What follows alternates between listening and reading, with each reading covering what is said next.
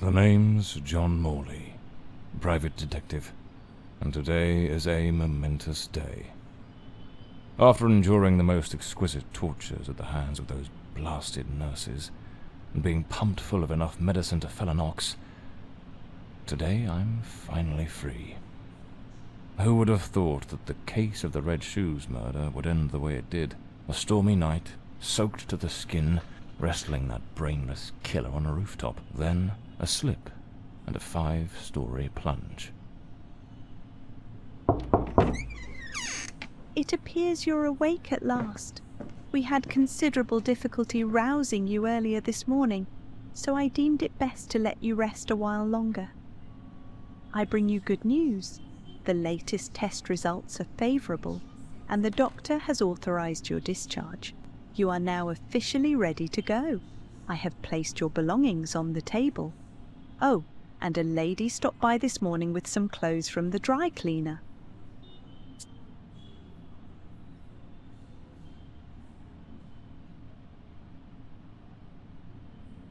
My belongings?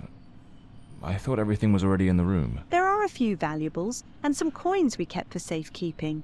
They are in the box on the table.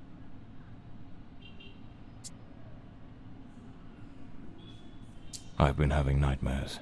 The doctor has prescribed some medication that should help address any residual effects. This should assist in alleviating your nightmares. A woman brought my clothes from the dry cleaner. Was it Penny? I couldn't say. She arrived quite early, before my shift began. I've placed the garments in the wardrobe to keep them from getting wrinkled. So I'm better now? Yes, you are much improved. Both your physical and psychological assessments have been satisfactory, and there are no impediments to your returning to your normal life. Now, if you'll excuse me, I have other patients to attend to. I wish you all the best.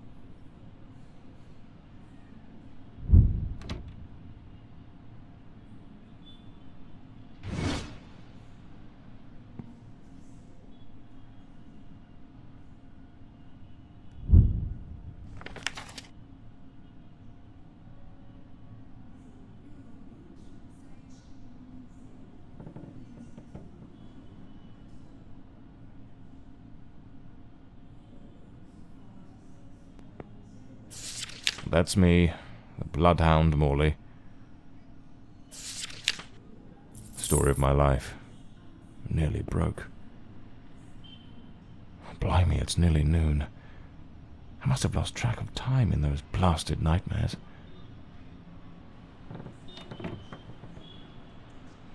I should get myself a pair of derbies, or brogues. They're much more comfortable. Besides, if I slipped, it was because of those damned hard soles. I usually use the Windsor knot.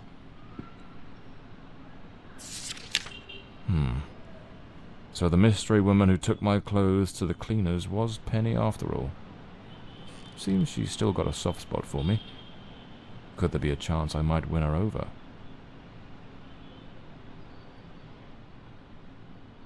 These do a fine job of hiding any belly. Can't complain about that. Looks brand new. The collar's pristine. Well-structured shoulders, nicely padded. Gives off an air of authority. I better get dressed. The hospital gown that ties in the back doesn't exactly scream professional. There's notes from Penny, my secretary.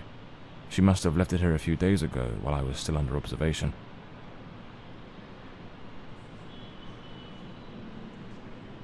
Damn it, Penny. I don't blame her, though. I'm a right mess. I've managed to lose the only two things that kept me grounded. Her sound advice, always spot on, and the faint hope that she might dump Peter and give me a chance. Trench coat and fedora hat. Every detective's must-have. Blimey, what a fool I took onto that rain-soaked pavement. And to top it off, with that downpour, I ruined my best suit. But, well, that's all water under the bridge now, quite literally.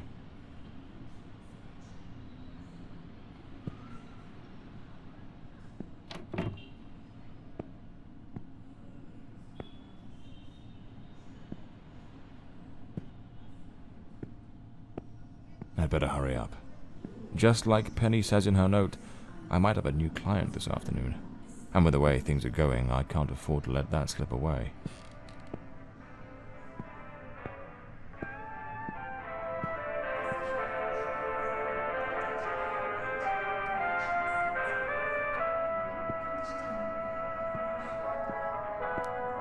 All right, let's get moving. Today's the first day of the rest of my life.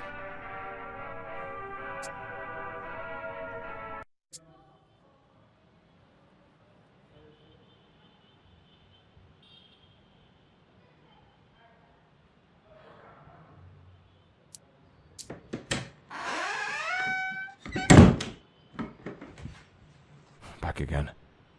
Feels like stepping into a forgotten paradise.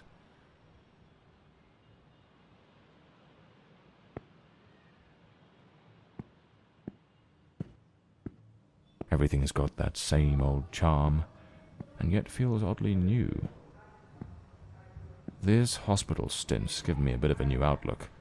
Maybe I'll take it a shade easier from now on, sticking to cases that don't demand a trip to the morgue.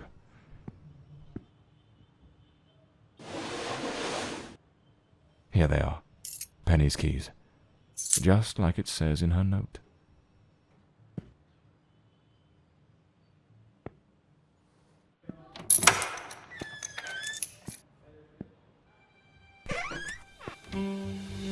Penny's desk. I ought to give her a ring and try to sweet-talk her into coming back.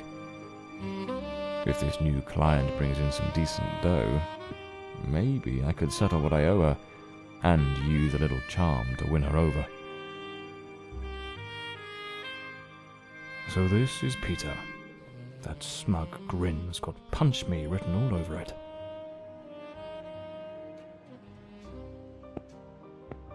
The murder weapon from the cadaver collector case. Nasty business, that one. The case of the Red Shoes murder. One of the most complicated I've faced. Finally. Case closed.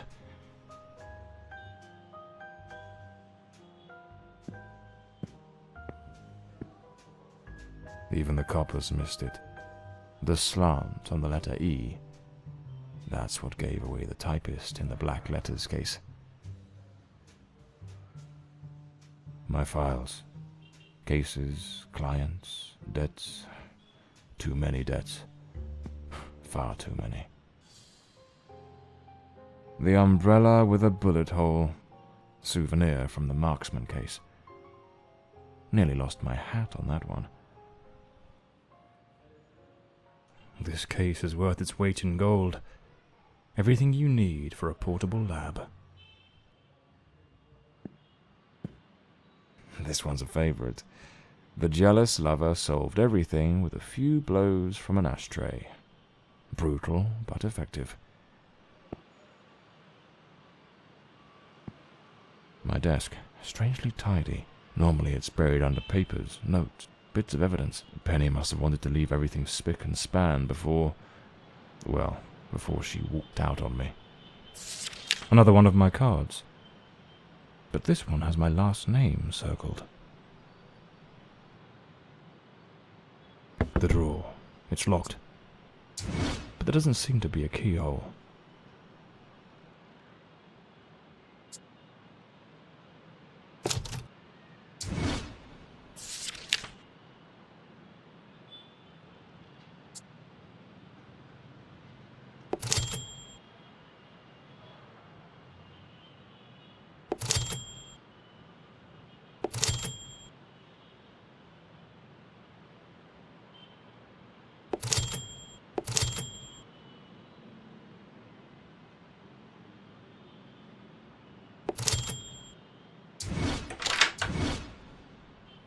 Smith & Wesson, in perfect condition. You never know when it'll come in handy. Oh, my apologies, madam. I didn't hear you come in. I was a bit distracted. Good afternoon, Mr. Morley.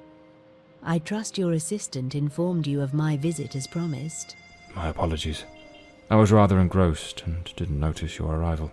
To whom do I owe the honor of this meeting? Lady Margaret Fordside, the 4th Countess of Bloomsbury. Lady Margaret, could you tell me what brings you here today? How can I assist you? I shall endeavour to be as candid as possible. 20 years ago, when my daughter was just 18, she was brutally murdered. It happened at our family estate, Bloomsbury Manor. Someone slipped into the house unnoticed, and upon reaching her room, delivered 5 fatal stab wounds to her chest, lungs, and heart. The police, eager to close the case, hastily blamed and condemned 2 violent thieves who clearly had nothing to do with her death. The investigation was closed, and justice was never served. I am prepared to offer you £30,000 if you take on this case, and a further £30,000 if you can solve it and bring the true killer to light. Tell me, Mr. Morley, will you accept this case? I understand your distress, Lady Fordside. But before I commit to anything, might I trouble you with a few questions? By all means, Mr. Morley. Ask whatever you must.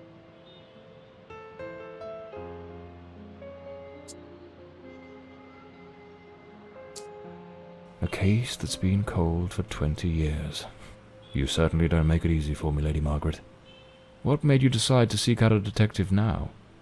For over 2 decades, I've fought tirelessly to have the case reopened, to prove that the real murderer escaped justice. But all in vain. Neither solicitors nor well-meaning police friends, nor even journalists hungry for a dark story have managed to uncover anything. Then one day, I read about your success in solving the case of the Red Shoes killer. Regrettably, I also learned of the unfortunate incident that left you hospitalized with grievous injuries. On the advice of your secretary, Miss Penny, I waited patiently for your recovery. And now, here I am.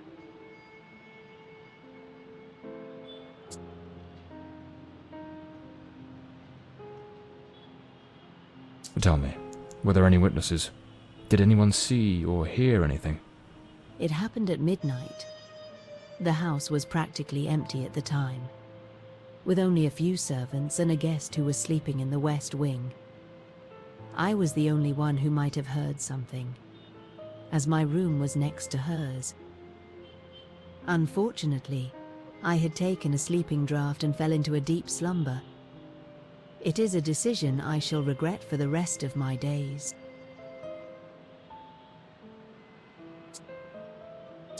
Tell me about Bloomsbury Manor. Do you still reside there? After Elodie's death, I abandoned the estate. I couldn't bear to remain there, to live within those walls. Even now, when I visit the manor, it still feels as though I can hear her footsteps echoing through the halls, her voice humming that old melody, the delusions of an old woman who has mourned her daughter for far too long, Mr. Morley. No mother should ever have to bury her child. Should you accept the case, Bloomsbury Manor would likely be the best place to begin the investigation. I shall not impede your work, as I now reside at Bedford Square, in the heart of the city.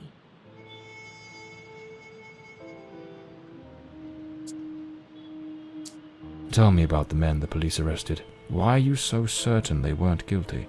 2 days after the murder, the police arrested a pair of violent thieves who were terrorizing the county at the time. Though they swore their innocence in my daughter Elodie's death, their criminal record completely undermined their defense. Seizing the opportunity, the police locked them away for their other crimes, and the case was closed. But what has always struck me as suspicious is that nothing was stolen on the night my Elodie was killed.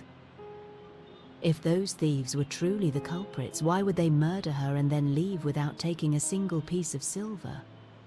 It doesn't add up, Mr. Morley. Well, I believe I have all the information I need to get started. I accept the case, and will begin the investigation immediately. I'm pleased to hear that. My butler will bring you the £30,000 tomorrow morning. Now, if you'll excuse me, I have matters to attend to. Once you uncover the culprit, contact me at once, and I shall promptly deliver the remaining £30,000. Please, Mr. Morley, unravel this harrowing mystery that has tormented me for so long.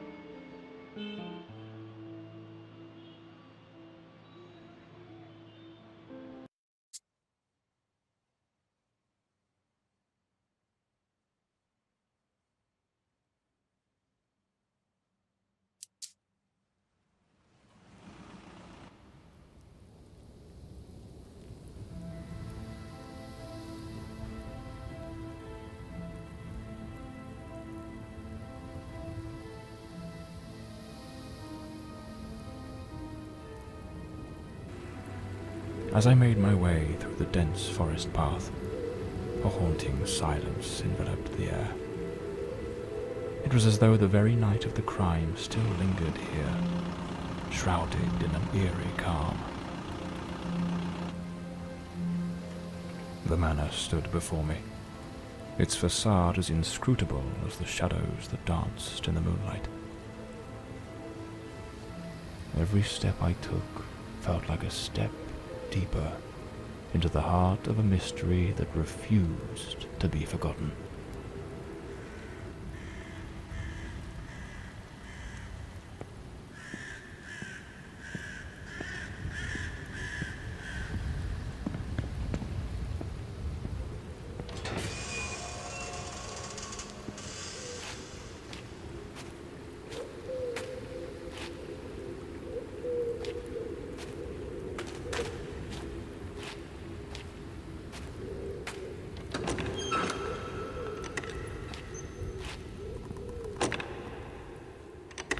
Not a sound. The stillness feels heavy, like it's hiding something.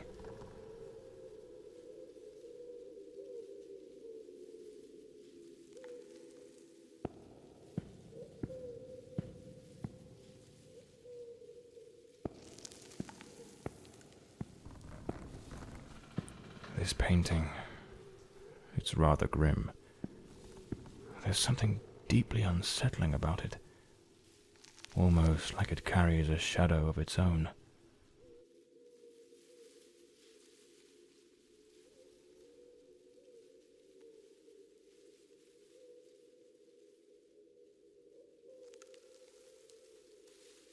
It seems Elodie had a passion for art, but her style wasn't exactly well received. Disturbing from the looks of it. The door's chained up with a padlock. Looks like I'll need to find the key. A blue moon, fitting for a place haunted by its own secrets. Looks like the Countess left this for me. It could be useful for getting around the place.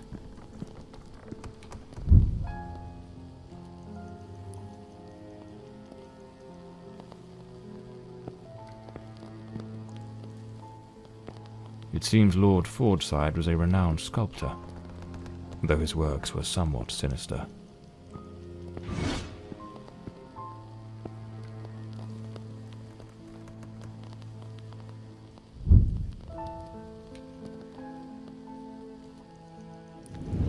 So, the housekeeper left a note for the Countess, asking her to meet here on the day of the murder. I wonder what truly happened during that encounter. Very well. Let's piece the events together, step by step. Looks like this is the Fordside family book, showing some of their ancestors.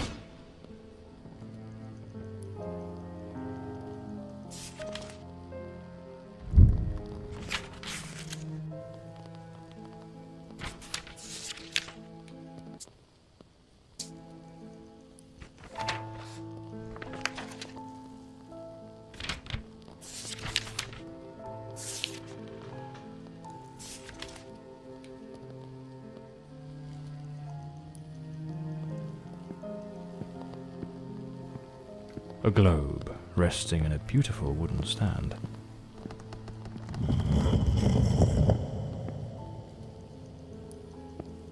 2 chairs, one of them knocked over. The housekeeper's cup is still here. Tea spilled across the table. She never got to drink it. Looks like someone arranged tea in the library that day.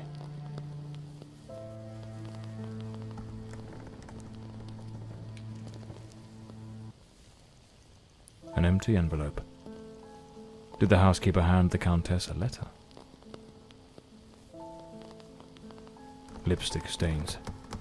Same shade the Countess wore when she visited my office. It seems they met here. But something went wrong during the conversation. I am very angry. After all these years of service, this is how you repay me? Walking away like this? I'm sorry, madam, but the situation has become unbearable. My bags are already packed.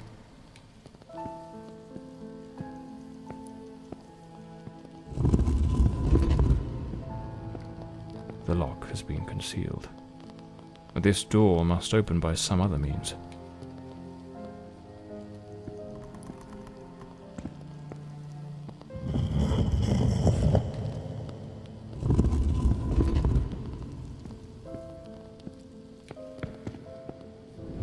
The Countess threw the housekeeper out in a fit of rage. In her haste, the housekeeper forgot one of her bags. What was it that unsettled the housekeeper enough to abandon her post so suddenly?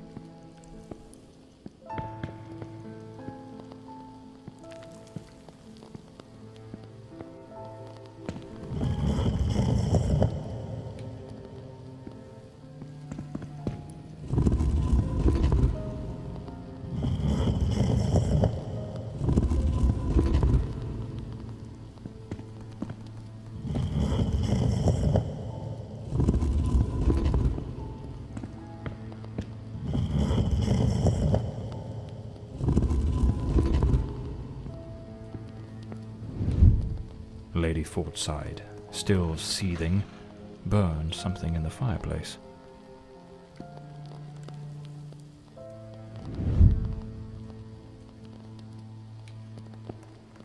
Another painting by Elodie.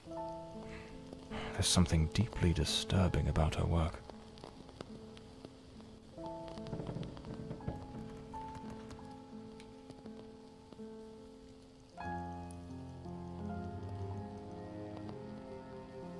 The housekeeper resigned. Seems something, or someone, troubled her greatly. Enough to break the long-standing family tradition tying her to this place.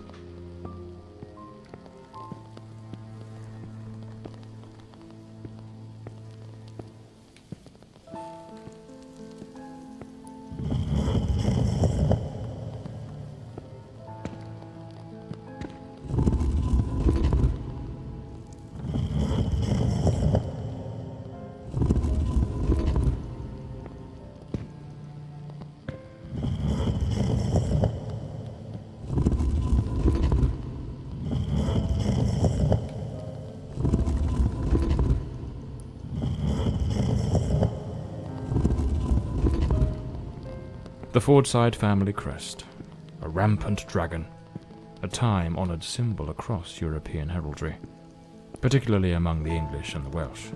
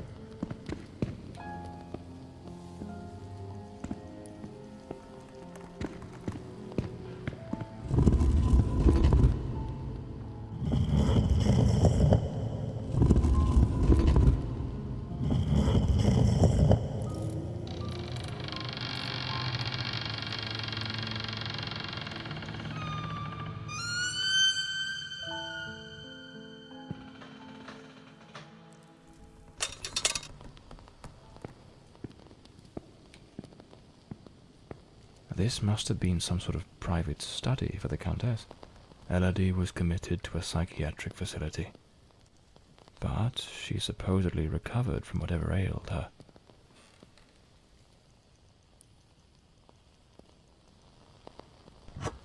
Lady Margaret and a young woman. I suppose it's Elodie. They look happy. It was undoubtedly a better time.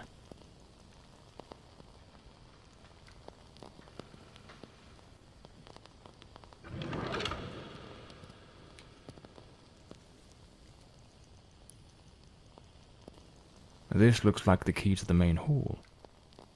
Could be my way into the heart of the house.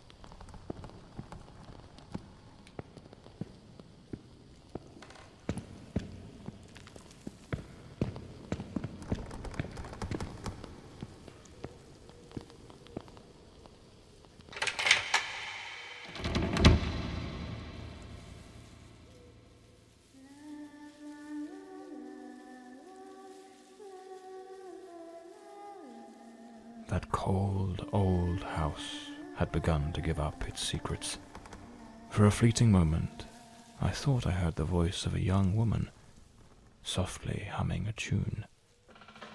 And then it hit me, clear as a gunshot in the dark. A ghost from the past was ready to speak. A tale of love and dread. A mystery begging to be solved.